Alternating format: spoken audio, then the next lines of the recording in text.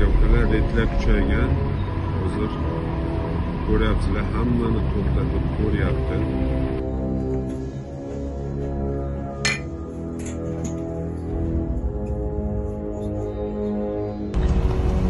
Farishta Buxor.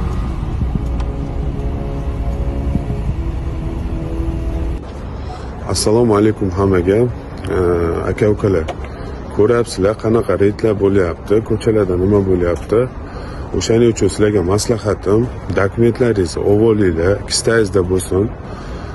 Даже mashinadan chiqqanda ham mashinada qolib ketmasin, uyda qolib ketmasin. Hozir qattiq ketyapti, o'zingizlar ko'ryapsizlar. Yana bitta maslahatim, hozir Telegram kanallarda har xil narsalar yozilyapti. Nima deydi?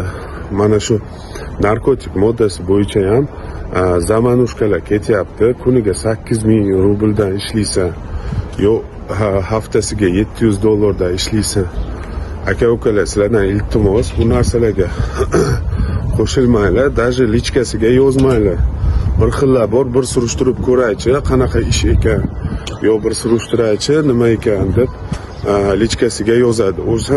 O'sha yozishganingizni o'zi bo'ldi-da, kifoya, tushunyapsizlarmi? O'sha interesovatsiya qilyapsiz siz.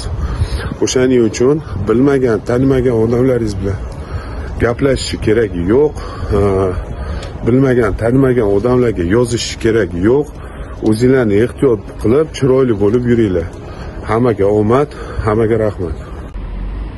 Mana aka-ukalar, reydlar kuchaygan. Hozir ko'ryapsizlar, hammani to'xtatib ko'ryapti.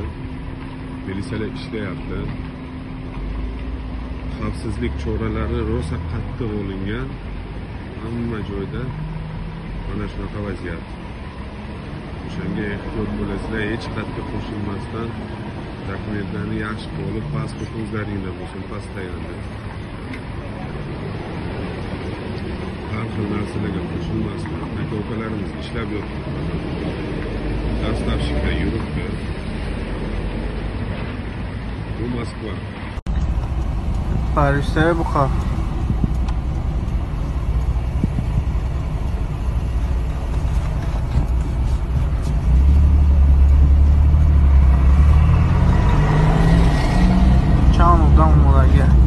چند اتوبوس اینا مردم رید سختی باید رفت است. ایرپورتی تا منجیل بود.